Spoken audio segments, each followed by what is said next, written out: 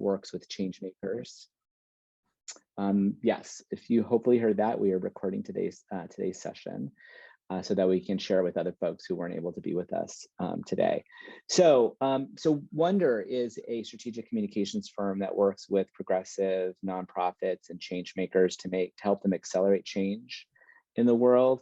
And my title, Chief Exploration Officer, part of it is just I'm a rebel and I didn't want to call myself Chief Executive Officer, so that's part of it. But part of it is it actually says a little bit about how we approach our work, which is to understand what bubbles below the surface when people are making decisions on social issues, and what helps them to shape their attitudes and ultimately form their behaviors on how they act, what they support, who they give money to, etc. So that's what we're going to be talking about today. Here are the two goals for the workshop. I want to invite you to be curious about your audiences, to think like your priority audiences as a way to understand their motivations. And in understanding their motivations, I believe you will do a better job of communicating effectively with the audiences and strengthen your relationships with them. We also want to spend some time learning how to heartwire your messages and stories to strengthen your support. So take what you learn about your audiences and then apply it in the way that you actually communicate about the work that you're doing. And I'm noting that Nancy cannot hear the presentation, but I'm seeing that other people can. So Nancy, I would just, well, you probably can't hear me say this, but Bradley, maybe you can just be in touch with Nancy to see if you can help her figure out what is causing her not to be able to hear. She says, okay, so maybe she is okay now or not, but hopefully she will figure that out. It would be good to be able to hear what we're saying. So let us jump in. So I want to talk about what is this idea of to be heartwired? What does it mean to be heartwired? What does it mean that human beings are heartwired?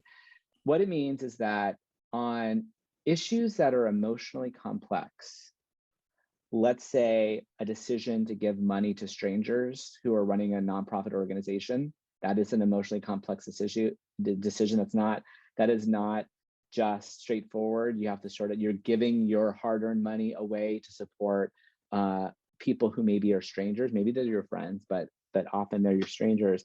5 things shape people's attitudes and their behaviors: their emotions, their lived experiences, their identity, their values, and their beliefs. And when you think about the issues that you have to make decisions on a regular basis, those that are straightforward, it's usually the case that all 5 of these heartwire factors are aligned.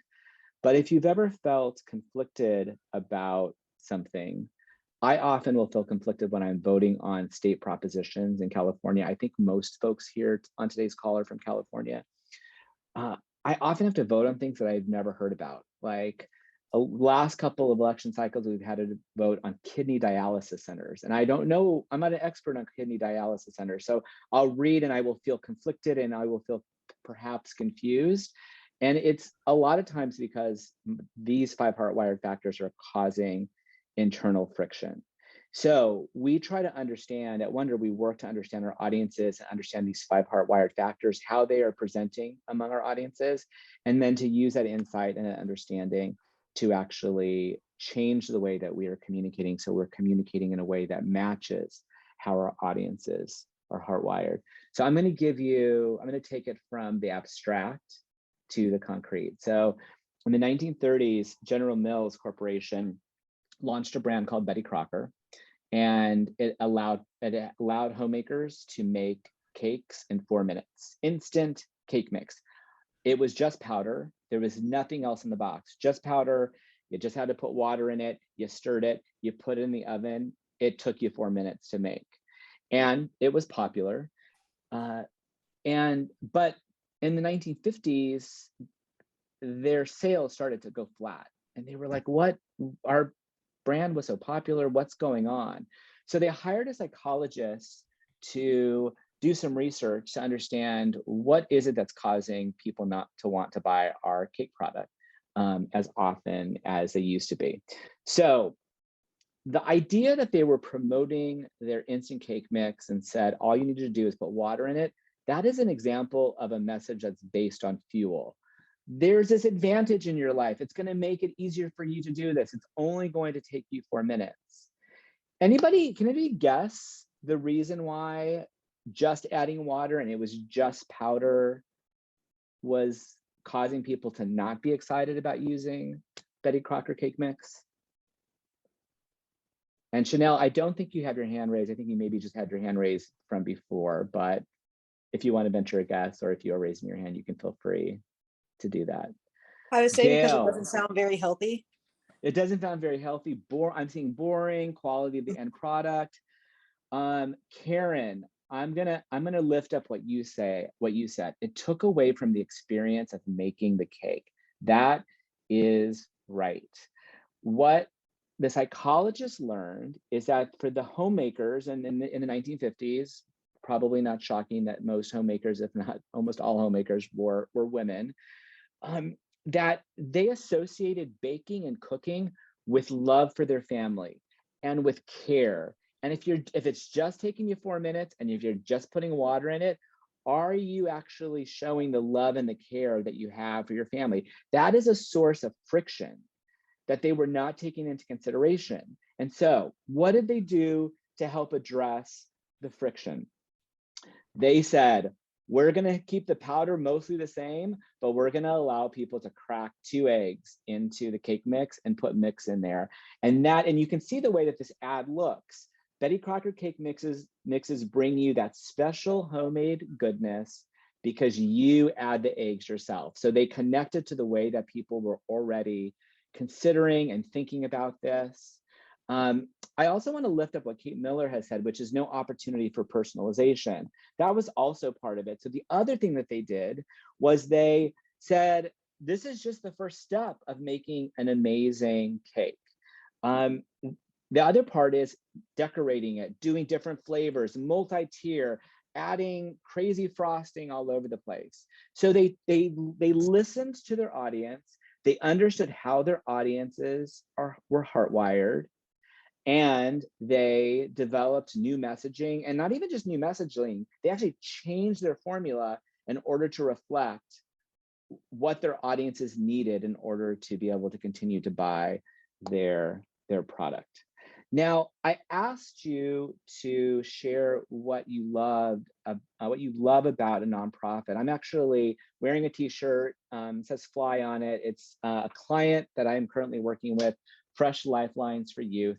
They do work with young people who have been involved in the criminal justice system. And if you were to ask me what I love about Fly, it is that I believe they have the power to transform the lives of young people. That is a hardwired belief. And that's a hardwired belief that I have formed based on my lived experiences with them. That's already 2 of the 5 hardwired factors. They are also trying to change the system that sends so many, especially so many Black and brown young people, that's more likely to send young people who are disabled, young people who are LGBTQ, to the juvenile justice system, that it also aligns with my values of what I care about and what I think is right and wrong in the world. So there's another hardwired factor. So that is to say that people are making decisions on whether to support your organization, whether to be partners with you based on how they are hardwired.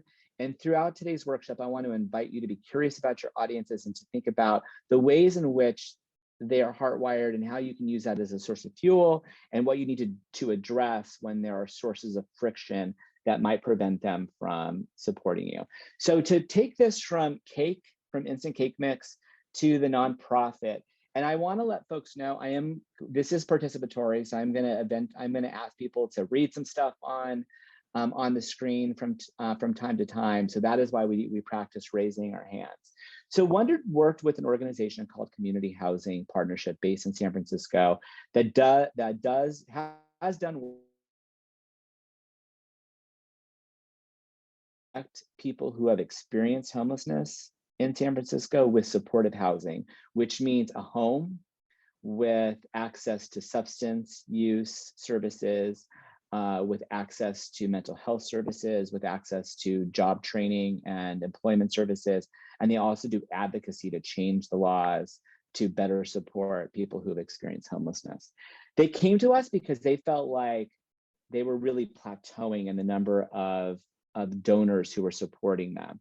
And so I'm going to ask you, we did some interviews with some of their donors, and to learn what makes them support them and what are the things that are the sources of fuel and what are the sources of friction. So I'm going to remind you, emotions, identity, lived experiences, values, and beliefs. These are the 5 Heartwired factors. I'm going to have you read a quote over the next several slides from a donor who we interviewed, who was deeply conflicted about her support for the foundation, for the organization. And I'm going to ask for a volunteer to read parts of the quote on each slide. And then I'm going to ask you to know which Heartwired factors are you seeing at play. So can I have someone raise their hand electronically to volunteer to read this first quote in this blue box?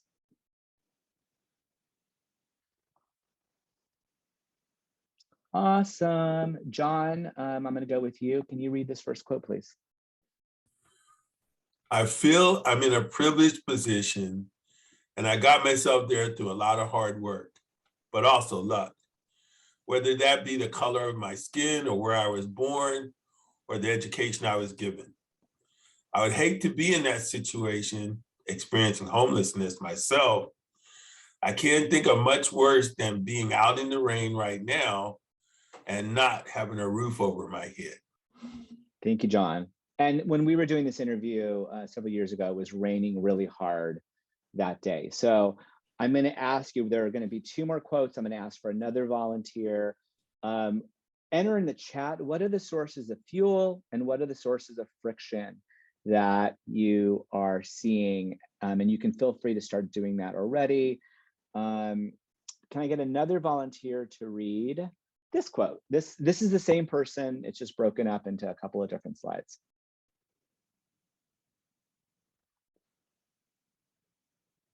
Awesome. Gail, thank you so much for volunteering.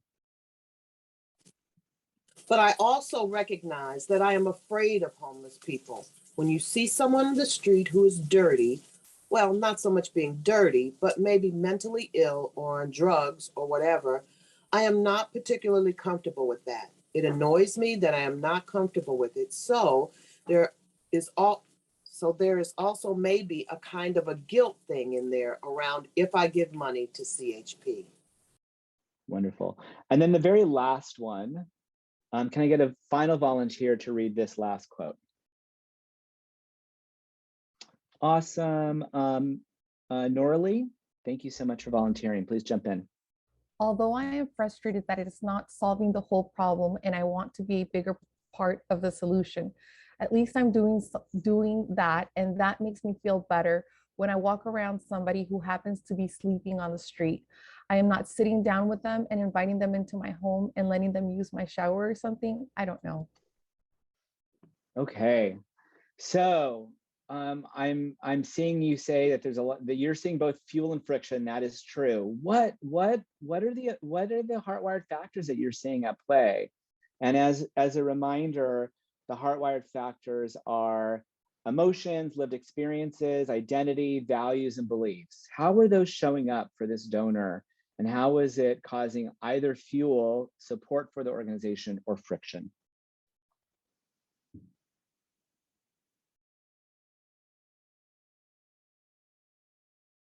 And Norley, I don't know if you're raising your hand because you just read, or if you want to jump in and offer a thought. Donna, why don't you go ahead and jump in and share your thoughts? I think the first quote, thank you. I think the first quote, was the emotion, right? That was the fuel, that was the vibe, and it brought me right in. And then, could you go back to the graph? And yeah. And then the second and third piece, I think it was an expression of values and beliefs, which then kind of separated me personally, kind of reading that and hearing that, separated me from the first part, which seemed like empathetic and connected and concerned. So that's, for me, I experienced those 2 sections as friction. And perhaps identity, because I believe the person was very very clear and free in sharing their identity, Mhm. you know, kind of like so that there would be a relatability piece. So that again, that was on like the fuel side, like the drawing me inside. Wonderful. And I want to lift up some stuff that's coming in the chat. John says that a source of fuel is compassion for the homeless condition, lived experiences. Absolutely. She's saying like, my gosh, it would be horrible to be out in the rain right now. Norley says fuels, values, emotions, friction, emotions, and beliefs. Norley, can you say a little bit more about how those are playing out? How are values and emotions playing out as a source of fuel, and how are emotions and beliefs playing out as a source of friction?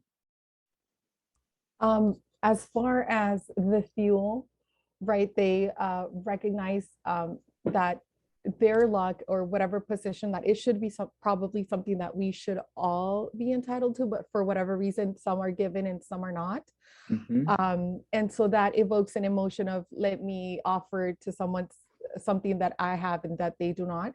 As far as the frictions, also, right, the scared, the like, the fear of their own safety, but also the belief that, you know, you see somebody in the street and you assume, right, you make a lot of assumptions. You believe that maybe there's a mental health issue, maybe there's drugs involved. So a lot of things come to play by simply looking at a person.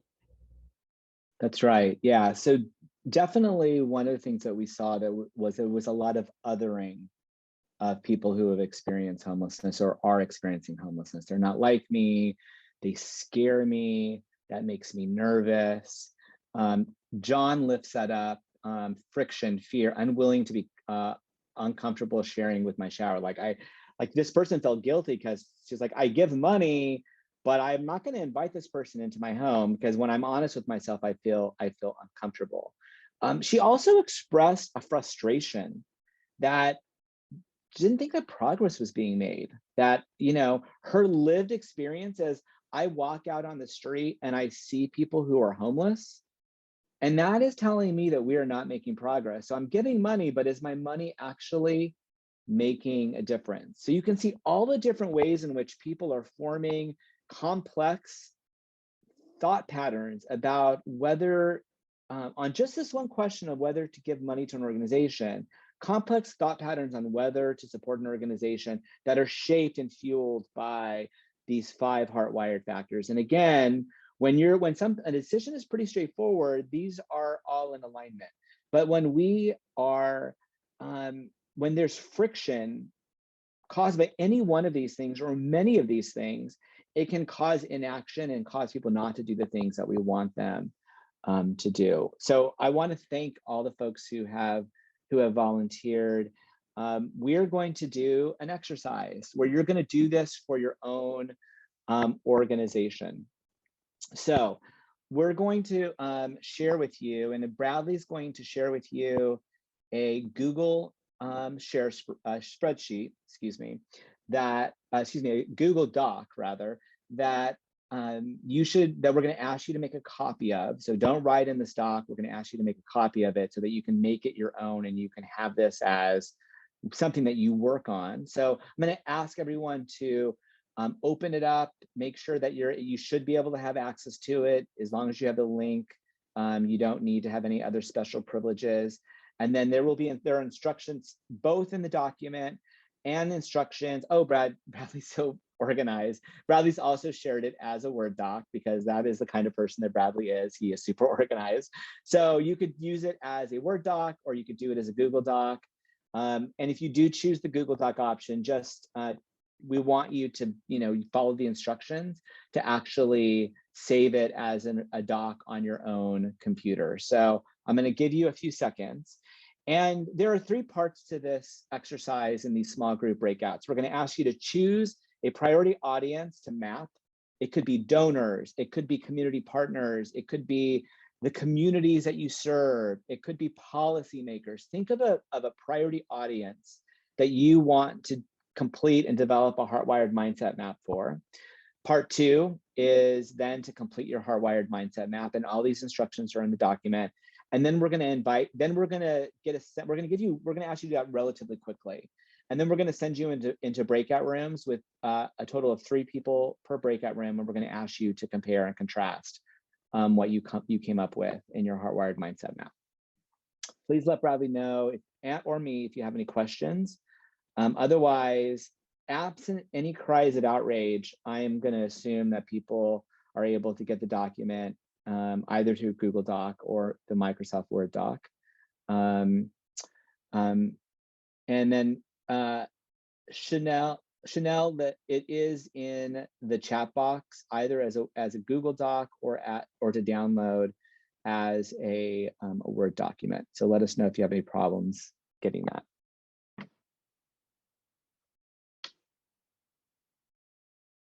Can I just get a quick show of electronic hands from folks to signal that you all are productively on your way to working on your documents? Sweet. All right, Regina, Katie, Jada, Karen, thank you so much.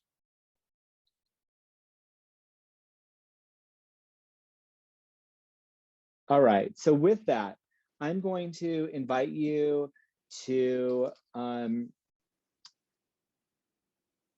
here are some more instructions. I'm going to invite you to go ahead and begin completing your mindset map. So let's, thank you, Gail. Disregard the nonprofit, just think of organization. Thank you for lifting that out. Gail is noting that there probably are instructions in there that are qualifying as nonprofit, and I'm recognizing that there are both for-profit, nonprofit, social enterprises, etc. So you can just disregard that part.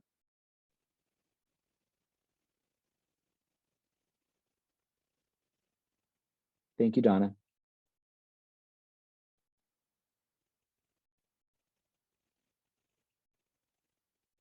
So I'm going to ask you to move pretty quickly through your documents, and I'm going to give you about 10 minutes to do that before we put you into a breakout room.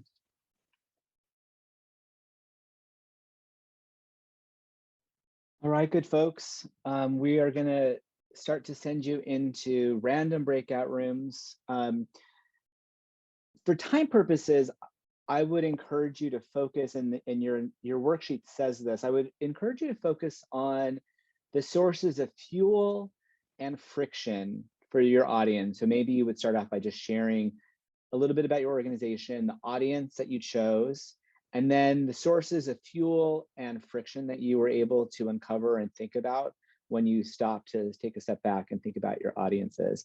If you have, you're gonna have about 15 minutes to be able to participate in this discussion, and then we'll come back, and the last part of our workshop will be to return to the change study for community housing partnership and to tell you the end of the story of how they hardwired their own communications in order to reflect what they learned about their audiences. So with that, I'm going to have Bradley begin to open up the rooms, and I think it'll probably invite you to proactively join the room. So we'll ask you to do that. Welcome back, folks who are just rejoining.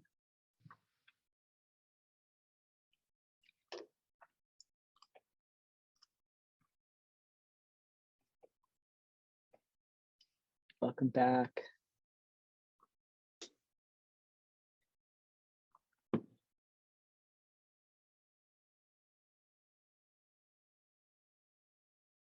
All right. So good to see so many faces. So good to see so many faces. Thank you for putting your cameras back on. And of course, I know we're on Zoom a lot these days, so I invite you to keep your camera on or off as works for you and your own well-being and self-care. So I am gonna ask people to volunteer in a few moments. What are you thinking about? Like, what might you do differently about your communications, about the stories that you tell, the messengers that you elevate, the messages that you use based on this Heartwired mapping exercise? But before we go there, I want to tell the rest of the story, the rest of the change study story for community housing partnership because it helps to lift up some of the best practices around how to heartwire your own story. So let's go there first. So heartwiring your messages and your stories, which is the last part of our workshop today. So I want to remind people what we learned and what were the sources of fuel and friction for the audiences that community housing partnership relied on to make progress. That included donors, it included neighbors who lived in the neighborhoods where their homes were, where their buildings were. So on the source of, in terms of a source of fuel, donors and supporters felt a sense of empathy. Remember, people think, I can't imagine what it would be like to be out in the rain. They wanted to see themselves as good, and you should know that, especially for donors, we human beings, unless we're psychopaths or sociopaths, we have a deep psychological need to see ourselves as good. And that's a really important thing to know when you're thinking about crafting messages, especially to supporters and donors. They felt a sense of duty to help their fellow citizens. We heard one person say, we're the city of St. Francis. We help people in San Francisco. So those are all sources of fuel. But on the flip side, donors and supporters were afraid of people who were experiencing homelessness. They can see those they would see those experiencing homelessness often as the other, not like me, not I worked hard, are they working hard? Mental health issues, etc. They felt frustrated that homelessness didn't seem like we were making progress. Like it was like the problem was getting worse, it was not getting better, and perhaps it was too big of a problem to fix. And they felt guilty about their own privilege. And guilt is a dangerous emotion. Sometimes it'll get people to donate to you, but guilt also kind of inhibits hope. And hope is an important ingredient to get people to stick with you over the long haul. Guilt might work in the short term, but it's usually not a good long-term strategy. So this is what they learned from the research that we led. So what did they do to heartwire their brand and their communications? Well, number one, they decided to change their name for a couple of reasons. Housing is very like antiseptic. It's very, it is like, I don't live in housing. I live in a home personally. I don't refer to my building as housing. I refer to it as my home or my house, but usually my home. It is also the case that when you have a pretty long name, which is usually multiple syllables, people will create an initialism of your name. What is the initialism for community housing partnership? CHP. What other organization exists out in the world that is called CHP? There's a whole show in the 1970s. And so they were also often referred to as like something that was a law enforcement agency. So they changed their name, and we helped them to create a new name, which is called Home Rise, and a tagline, creating home, building hope together, because they wanted their communications to involve their stakeholders, to have their stakeholders be partners in the work, not people who were on the sidelines. Another thing that is important, and this is going to be a homework assignment that I'm going to give you all, since we can only cover so much in a 90-minute webinar, is we help them to create a messaging roadmap, a heartwired messaging roadmap to communicate about the story that they wanted to tell and why their work and their mission was so important. And this is the roadmap that Wonder uses when we do work with our clients. We ask people to develop 4 different types of messages: a connection message, a problem message, a solution message, and a vision message. Connection messages help to heartwire communications by using one or more of the 5 heartwired factors early on in your messaging to signal that you are like the audience you are trying to communicate with. So it leans on shared emotions, values, beliefs, identity, or lived experiences as a way to facilitate affinity with your target audiences. Then you need to describe the problem, and it could be a description of the problem. It could be a description of the need. It could be, if you're really positive, glass half full type of person. It could be a description of the opportunity, but you exist, your business, your nonprofit, your organization exists for a reason. What are you trying to address in the world? And that's what those messages are about. Solution messages are about your secret sauce. How do you do the work that you do that makes you different from everyone else out doing that work in your landscape? And then finally, vision isn't the sort of strategic planning vision that you might pay a strategic planning consultant to do. Here, we simply mean, how is the world a different or better place if you are successful? So I want you to take like a mental snapshot of this. You might even take like a screenshot of it, because I'm going to ask you to look for these messages on the next screen when I show you the messaging that HomeRise adopted after we went through a process with them.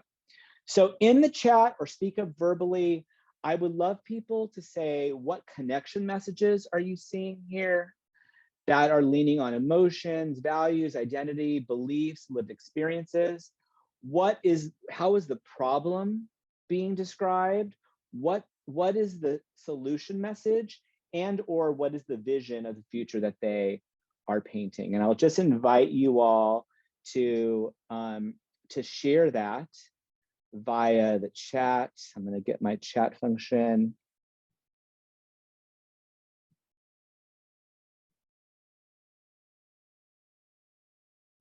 So you can either speak up, raise your hand and speak up verbally, or you can share this via the chat box, whatever works for you. I see one hand raised, I think. Regina, is your hand raised for this, or was it past raised? Yes, it's raised. Regina, jump on in. I absolutely love this. I want you to work with me. This is amazing. It really provides hope and a sense of permanence, right? Mm-hmm. It's amazing. I love it. Good. Thank you. Thank you so much. It describes the problem in a way that you have this visceral response. And then the word permanent home, better life, improve, like those are things that really provide hope. And then I love the fact that they give a sense of dignity. Yes. Awesome. Awesome. Thank you, Regina. Thank you. And I'm seeing some comments. Gail says it speaks to the basic needs for what everyone wants: housing, feeding their family. So remember how our audiences were thinking that people experiencing homelessness were not like us? And Gail is lifting up, like, actually, what do we all want? We want a place that is warm, that we can put our head down at night and sleep, where we can cook a meal for our family. And what is that doing? It's actually humanizing and saying, actually, these people are not the other, they are us. And so we're trying to actually facilitate more empathy, and empathy is a precursor to compassion. Empathy alone is not enough. We want people to feel enough empathy that they can then feel compassion for the audiences and the communities that we're working to serve. Yeah, so Norley says it removes the other. Carolina, you say it's human. Can you say more about what makes it human for you? Well, like what you were saying about, like, it humanizes, like it brings everybody to the same level of the basic needs of what we all want. It doesn't separate one for the other, because all in all, we're all human and want the same things. Okay, wonderful, wonderful, great. All right, you all, I appreciate so much that you all. So I will say, sometimes when you sign up for a webinar, you think, it's gonna be like, the radio and the morning news on the radio in the morning. I'm just gonna listen and have it in the background. So if you were not expecting to be participating as actively, thank you for jumping in the way that you have. I deeply appreciate it. We run these sessions like this because this is actually how people learn. People don't learn from just hearing people talk. They learn by actually doing, and that's the reason that we've structured, but it does require that you actually participate. So I'm gonna send you home with a worksheet that's gonna get you to do something like this. This is what we did for HomeRise. We said, we want you to have a strategic understanding of the messages that you need to use and why you are using them. So under shared values, when at our best, San Franciscans care. That is like the first part of their messaging platform. And so the Heartwired strategy there was to affirm audiences' desire to see themselves as good. And remember, we have all, as human beings, unless we're psychopaths or sociopaths, we have a deep psychological need to see ourselves as good. Problem, it feels hopeless. This feels hopeless. So the Heartwired strategy was to not to ignore that, to actually name it and to say like, we feel frustrated too, and that's why we're involved. So acknowledge the frustration and the emotional conflict that people are experiencing. The solution, give a glimmer of hope. And this is important. They would use language like ending homelessness, and that did not work. Can people venture a guess as to why ending homelessness as a message would not work for this audience? For donors?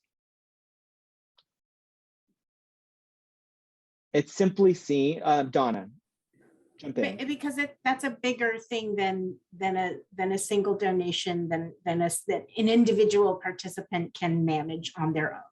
That's right. Like And can do with one action, right?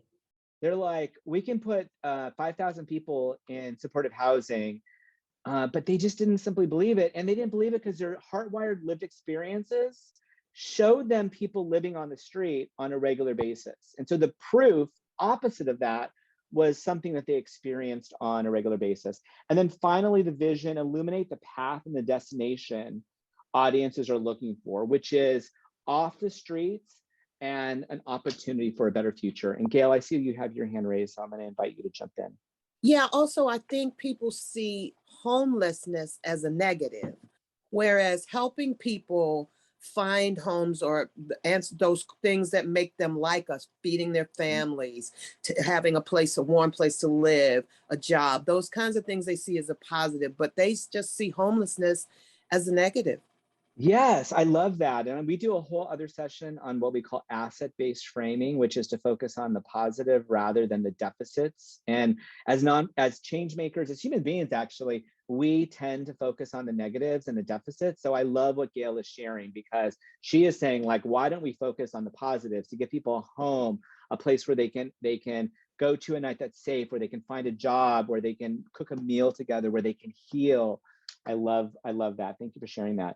They also determined that they really needed the other part of addressing the othering that was happening, was they needed to tell success stories of the people who lived in a home-rise home. And here's what they determined that they needed to do in the stories that they told. So stories are important. And this is Ariel's story. The role that we play is curating the elements of Ariel's story so that we're lifting up the parts that we know are going to be most effective. It doesn't change the fact that this is Ariel's story. Our job as the people who are like sharing the story and editing it are to curate the parts that are most strategic. And these were the 6 things that we identified: that they needed to create a common connection between residents and audiences. I was born and raised in the Bay Area or in San Francisco. My favorite park to go to is this, as a way to create shared humanity between people who would never imagine what it would be like to live and experience homelessness. To describe how they lost their home, to disrupt the flawed mental templates and the stereotypes that people have, incorrect stereotypes that people have of people who have experienced homelessness, to tell that story. To unpack the realities of what it's like to experience. Like, I want to look for a job. I spend most of my day figuring out where to sleep at night and where to feel safe and dry and warm. And that takes a lot, or people said, you know what, I went on the street.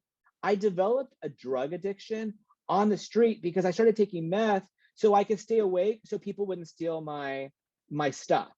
So just to unpack the realities of how people experience homelessness, to show how HomeRise worked with the residents to give them housing, treatment, mental health services, et cetera, which was really powerful. That is their secret sauce. To move from the micro and to the macro, to start with Ariel's story, but say Ariel is just one of many people who we've served. And there are people who have yet to be served who are still experiencing homelessness. And your donation will help us to get them into supportive housing. And then finally, to tell audiences where they are today, to say, Ariel lives rent in a HomeRise home. And one just simple thing that they did is they used to call their properties buildings, and now they call them on their website homes, as another way to sort of facilitate dignity, to show shared and common humanity. So here's where I want to open it up. I'm going to bring us back to so we can all see one another, but let me lift up this question. Based on your Heartwired map, what would you do differently? How would you hardwire your branding, your messaging, your storytelling based on what you considered about your priority audiences that you did a Heartwired map for? So I'm going to stop showing, and I'm going to ask for people to jump in either via chat or verbally, so that we can have a quick discussion about how to take what we've done and put it into practice to refine and change the way that we communicate with our audiences.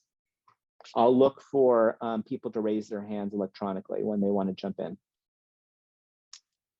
So again, the question is, thinking about the audience that you chose for your mindset map, thinking about the sources of fuel and the sources of friction that you identified, what, if anything, would you change, or what would you do more of in order to reflect how you understand your audiences to be hardwired?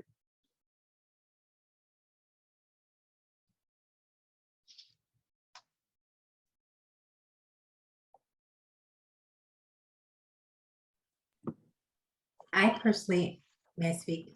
Yeah, Regina, go ahead, and then Gail can go next. Oh, I think you're on mute. You muted yourself. There you I'm are. having a challenge trying to figure that out because my audience is like the school board. So it's not the direct recipient.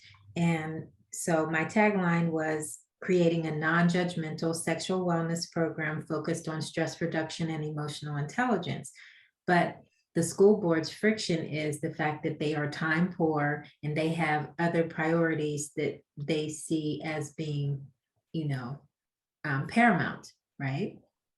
So I need to address their issues and helping them realize that they need to implement my program so that they can actually achieve those goals, because they're more focused on graduation rates and tutoring, and not dealing with the emotional and sexual wellness of the students. So I'm not quite sure how to implement that.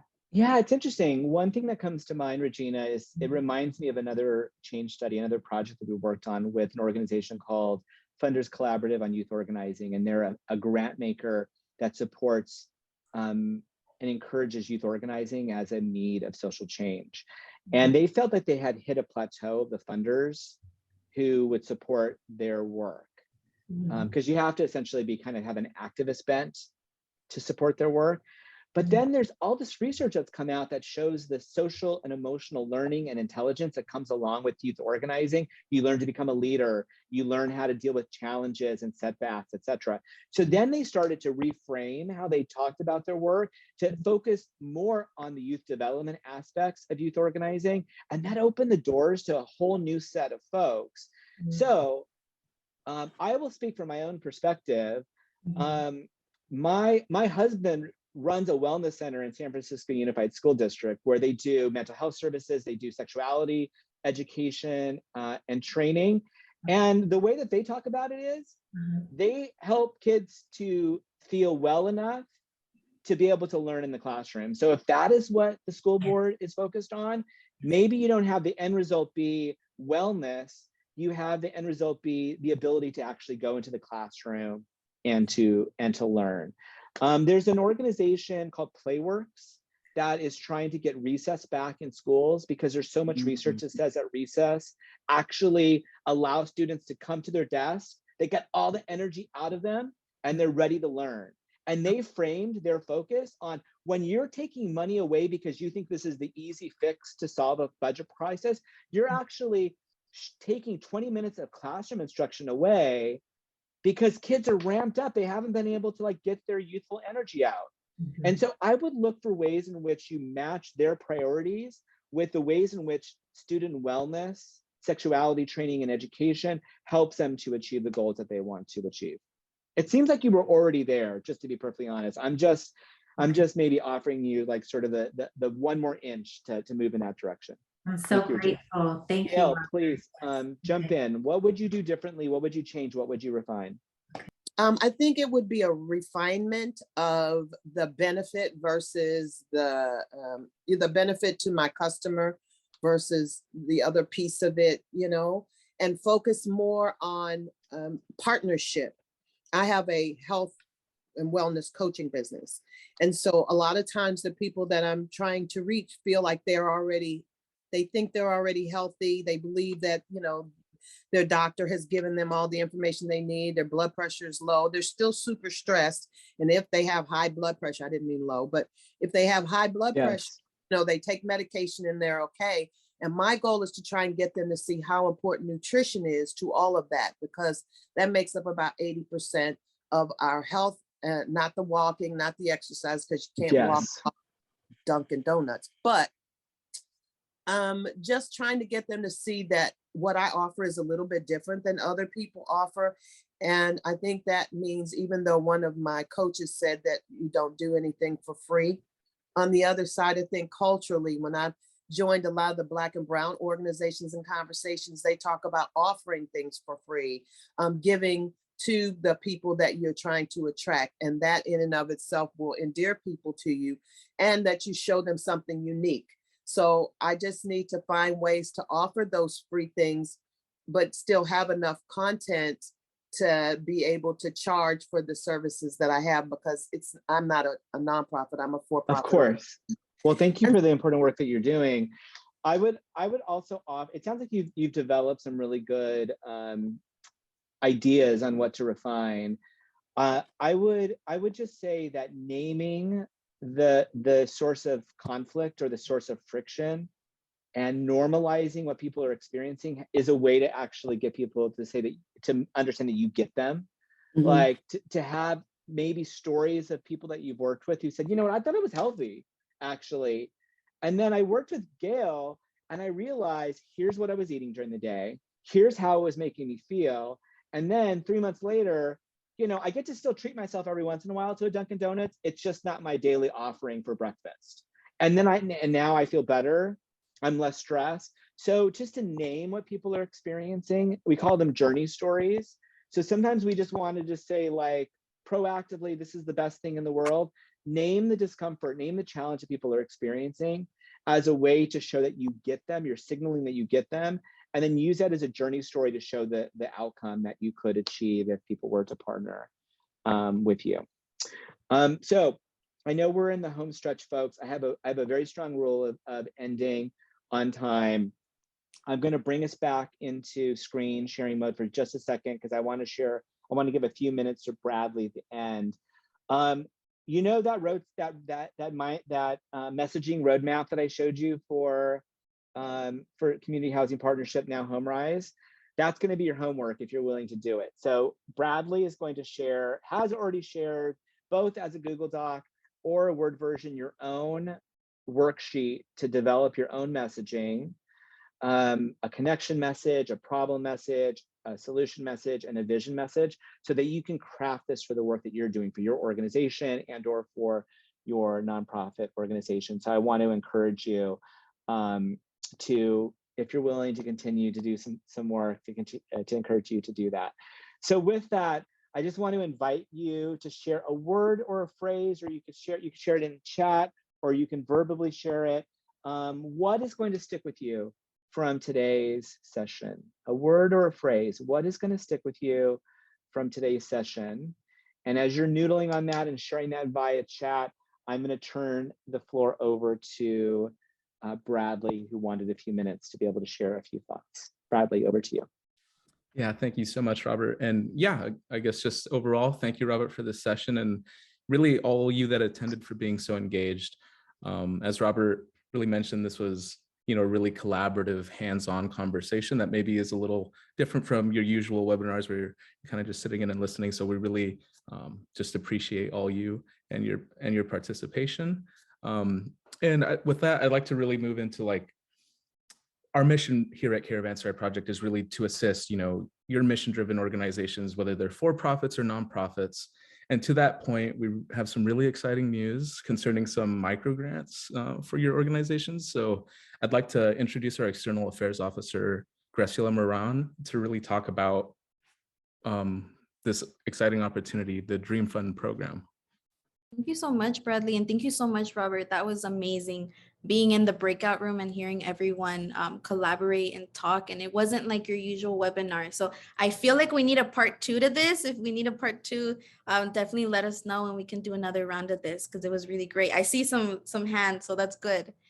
So I wanted to go ahead and introduce a new program that we have been recently selected for. We're one of the 17 centers in California that were accepted to be a part of the Dream Fund micro program, which is super exciting, where we'll be able to give up to 60 startup mission driven entrepreneurs micro grants to up to $10,000.